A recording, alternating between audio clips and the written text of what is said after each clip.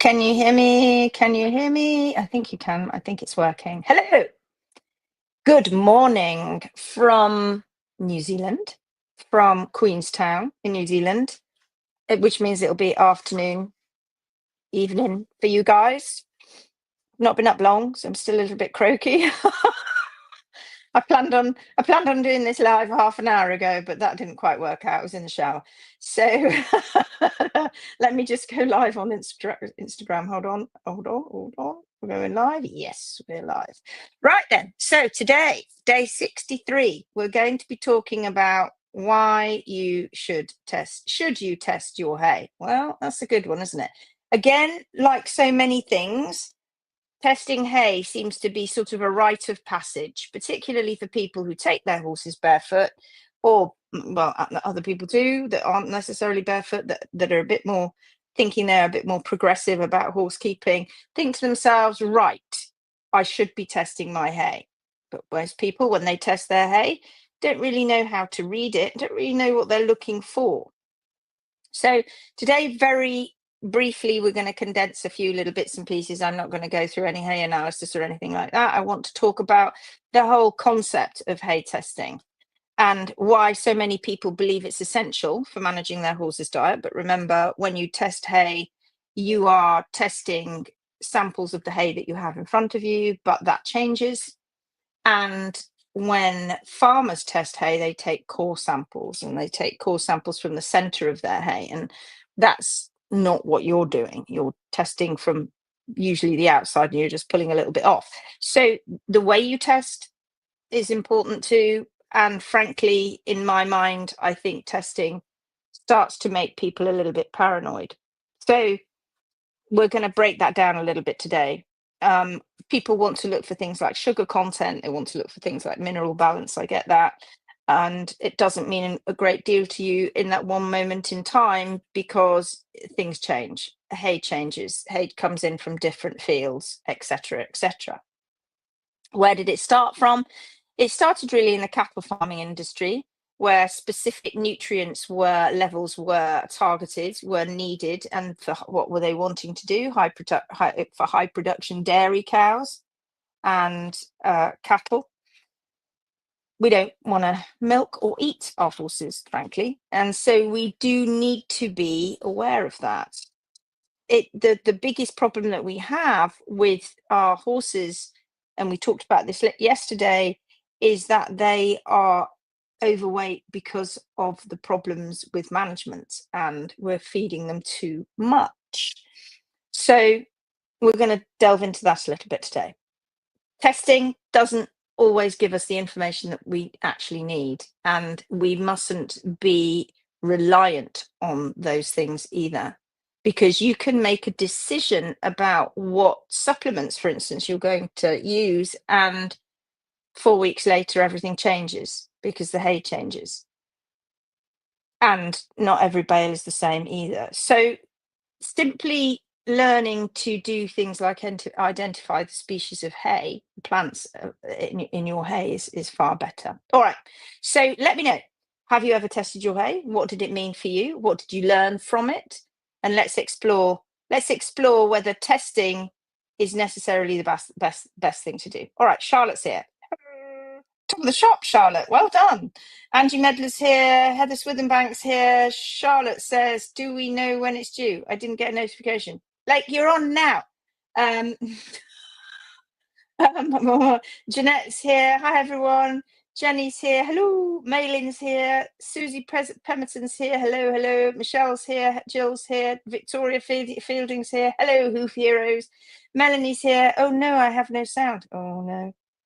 Oh, no. Can you hear me? Just give me.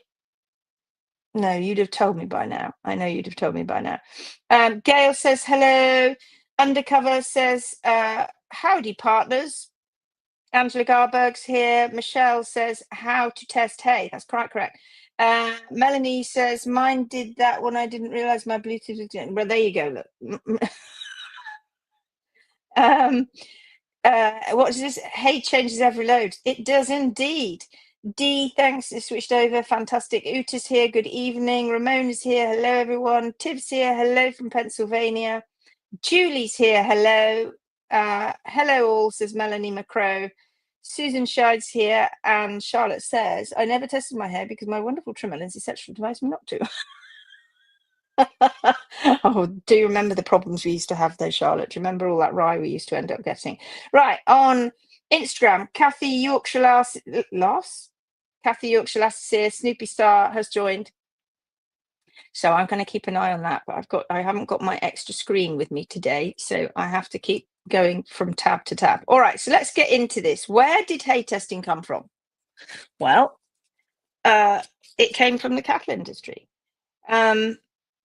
Particularly for dairy cows, they needed a more precise nutrient levels. I don't know if you know the dairy industry and how specific they get with levels. They use robots now, as in robot feeders, not all of them, of course, and they are plugged into a system and they give the animals a certain amount of their concentrate, etc., etc. It moves away from natural very quickly. It came from meat cattle, where they require high energy diets at certain points of their early life to gain weight quickly before slaughter. Commercial livestock operations, where they need standardized feed to produce these more consistent results. These industries used hay testing because they needed to balance these rations, because they had very specific goals with what they wanted to happen to these animals' bodies, mainly for humans. But those simple principles, those same principles, they don't necessarily apply to our horses, do they? But they aren't production animals. They are, yes, in certain areas of the world, but for mostly for what we're talking about, they aren't. They are there as our pets, as our companions, as our animals that we're looking after.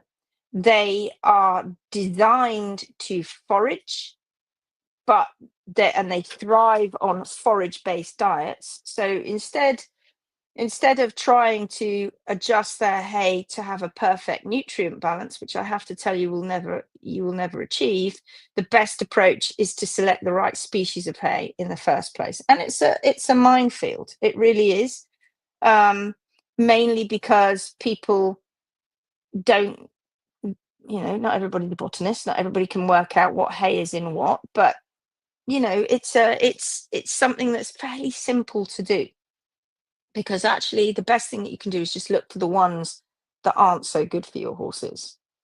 There are a few reasons why hay testing isn't the answer for horse owners, because let's just whiz through some of them. Nutrient levels are going to change. They change from bale to bale. When farmers take samples, they take core samples, and they take them from the middle of several bales, many bales. They don't just pull a handful off and stick it in a plastic bag and send it off. And so, and even with the same batch, that's why they do it. Core samples in one batch, the nutrient levels can vary significantly, and they can also vary significantly if you are using haylage too. Excuse me, just want a sip of coffee. So one test result doesn't guarantee that the rest of your hay is going to be the same. But it's interesting because hay analysis isn't that cheap. You send it off and you live with that for the rest of your life. You believe that hay analysis is going to cover everything. It doesn't. Sugar content can be really highly unpredictable. When many horse owners are testing their hay for non-structural carbohydrates, NSCs, and they're hoping that's going to help them manage insulin resistance and laminitis, but they're still putting their horses out on grass, they're still giving their horses drugs. So nobody really thinks about that side of things too.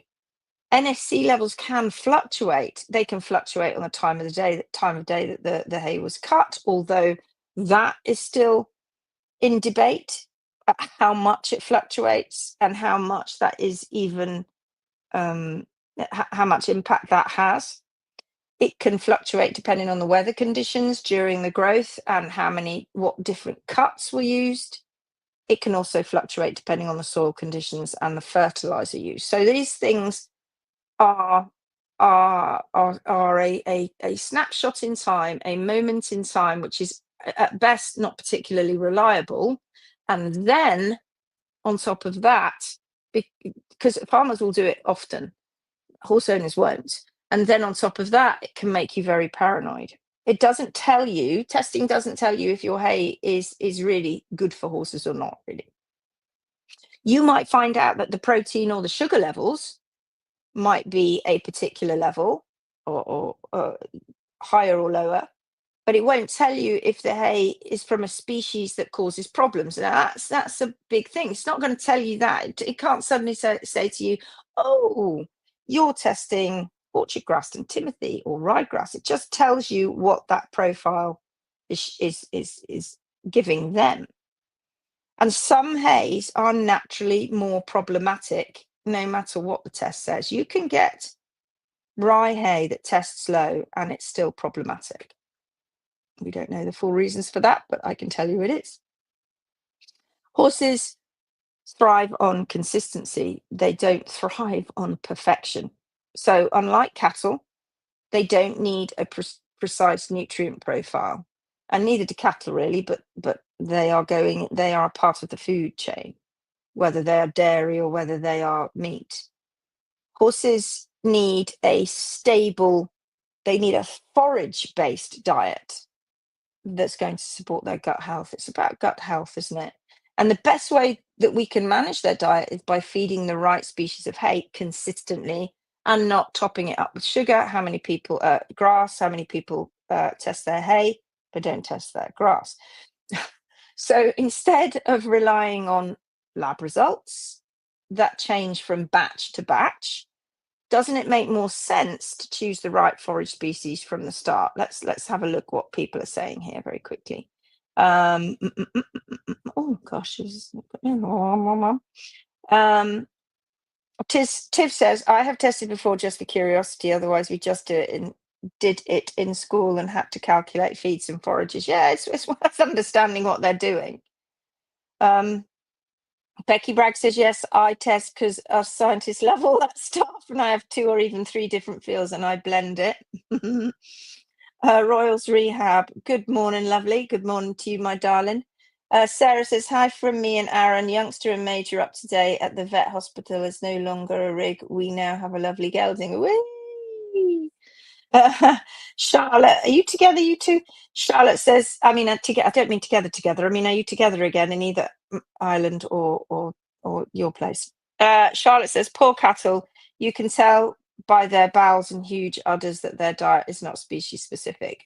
100%. 100%. Anita, howdy. And there are many farmers that try and avoid this and try and give their cows as much of a natural life as possible. And there are many that don't. Jeanette says, never tested hay, but did pasture grass a few years ago. Only interesting info was that the iron content was extremely high, which appears to be general in my area. We talk quite a lot about things like selenium content and stuff like that when we're on the workshops. It's really always very interesting to hear what people say about the things that they find out. If Viviane says hello, Alexandra's here. Hello, Lindsay. Hello. Gail says, I wonder if any of you have had a pregnant pony that has been on hay only diet. I am now. She seems very healthy. Absolutely. Yes, of course. We've had that many times. Ulrika says, hello. I never test the hay. Gail says, I have also not given her the dozens of vaccines suggested. Dawn says, hello, everyone. Tib says, costs of hay and boarding fees are just so high anymore. And the hay guys around here cut costs, but not being able to reseed.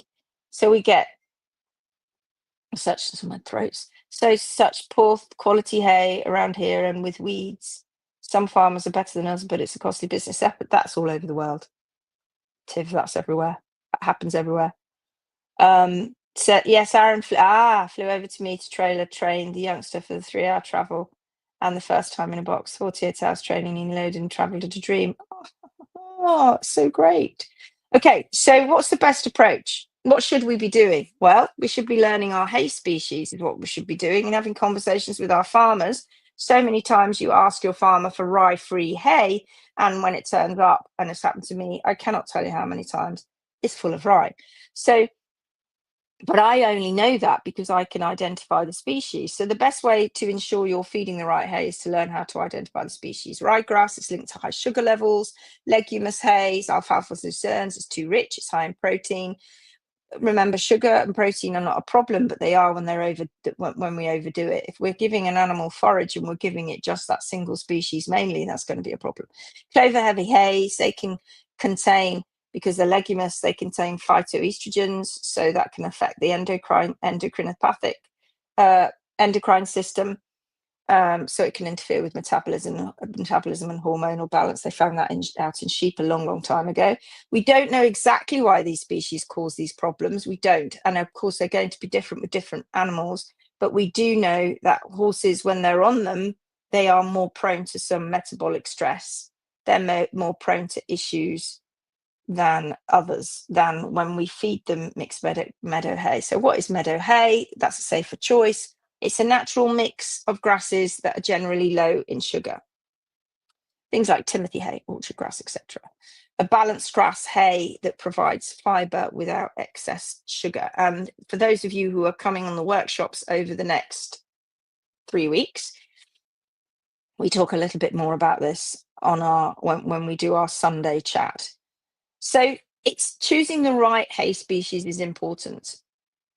It's difficult because it's relying on what the farmer's giving you, but it's about having those conversations. So we can avoid as best we can those problematic hays before they even enter the horse's system. The problem is when they do enter the horse's system, excuse me, the problem then is that oftentimes it's a continuous process and the horse can't escape it.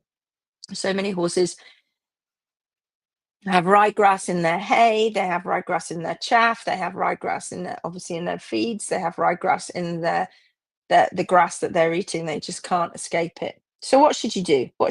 Well, how about learning to identify some hay species? That's far more useful than testing for sugar or protein. Ask your hay supplier about having some samples and see if they know what grasses are in there, and see if you concur. You've got to just get a bit more involved in it, basically. Stick to the consistent, safe forage choices, timothy hay, etc. And if you can only get one hay, because it happens a lot in places like the States and many other places in the world, it's not so bad in Europe, but then we get a lot of ryegrass in Europe. And I know that you do in other places in the world, but it's heavy in Europe. It's about, maybe what you have to do is, if you've only got one species, you mustn't feed a single species, that you have to buy several single species and kind of mix them together. But try and remain consistent, try and have some safe forage choices, avoid those problem species. And if your horse, folks, is metabolically sensitive, and they get more and more so as they get older, if they are not fed the right things, then you have to be incredibly hyper aware of all of this stuff. So rather than trying to micromanage every nutrient, which is what people think that they're doing, balancing, when I ask about balances, something we chat about in the workshop, it's better to choose hay that's based on species and fiber quality. That will give you a more reliable, natural approach. That's how it works. Okay, so let's just have a few more shout outs. Von Met has joined us on Instagram. Sarah says, oh yeah, we've done that. You've flown over. Yeah. Right. Okay. No more comments. So the takeaway, it's going to be a short one, this one. The takeaway for today is that testing hay really isn't always that useful for horses. People will tell you it is, nutritionists will tell you it is, and make you paranoid. It makes you paranoid, but it's going to vary. It's going to vary from bale to bale, from field to field, time to time. It's just going to keep varying. You spent a lot of money on it, and most people don't know how to read it anyway. So instead, the best thing that you can do is learn to identify the forage species. Problem hays, ryegrass, leguminous hays, heavy hays, cereal hays. This is going to be the best approach long term. Dee says if you can't what's this? If you can't find individual hays to mix together, is it okay to do bag palletized hay? Oh, it depends what you mean by that, because often these hays that are coming from commercial hay suppliers are often, oh, I realize my head's halfway down the screen. Hays that are coming from commercial hay suppliers are often heavily fertilized, so that's something to question. You'll see that they say high fiber hays sometimes, and they won't tell you what the species is, and it's usually ryegrass, so that's a problem. Camilla says, hey. Nikki says, my horse is on TEF alone now. I want to add meadow, but testing is useless. He is IR, but hoping the two mixed together will be okay. Yeah, TEF seems to be okay. Again, we mustn't be feeding our horses a single species hay, though. That can be problematic. What about flaxseed? Is that good in hay? We don't really want that kind of thing. We don't want to overdo it. We want to stay more on the Timothy, the orchard grass. People feed Rhodes, they feed teff, they feed fescues, they feed all of those kinds of things. These are more native meadow grasses. It's a minefield, and we talk more about it on the workshop. So, and I talk about it on the challenges. So if you want to know more, we'll talk about it then. Camilla just said, just picked up 12 cadaver legs for a future workshop in Sweden. Yes, amazing. Okay, so today's takeaway on this session. Why don't you go to your hay storage today? Go and have a close look, pull it all out, get a white piece of paper, and put the grasses, as many seed heads as you can find, and put them on a piece of paper. Identify the ones that are all the same. Don't just put all the same seed heads on the same piece of paper, right? And put them down, and maybe tape them down with some tape, sellotape. Take a photograph of it, and then keep it, and then see if you can identify them. Take it in the house, identify them. And then, because you can get really good apps that will do that now. I use a great app that is called, and I don't know if I can find it. Let me have a look. Where's my identifying app? It is called Picture This. It's brilliant. Picture This. It's that one there. Picture This. Use something like that. That will help you if you don't know. And then maybe next time your hay comes, do it again. And do it again. That is your version of checking hay. So that's what I would suggest that you do. How many can you identify? Okay, thank you for joining me. We talk about this more on the workshops. It is a minefield. When we start talking about food, actual food, it really sets people, or it triggers people. I don't know why. It's a major trigger. I don't know why it's a major trigger, but it is. And something maybe that we'll talk about in further lives. So if you found today's session helpful, you know what to do. Like, share, follow, subscribe, so we can all keep learning and all keep growing together. Because remember, the Phoenix Way, it's all about working with nature. It's all about supporting each other. It's choosing that right forage and not micromanaging your lab results. So until next time. Until tomorrow, I may be able to jump in on the live with Gary tonight. I can't guarantee it because we're in packing mode here and we're just about to fly to Auckland. So I will try my best. But until I see you next time, hopefully not a croaky voice. No, it's going to get worse. I know it. I'll see you then. All right, folks, take care. Bye-bye. Bye. Love you all. Bye.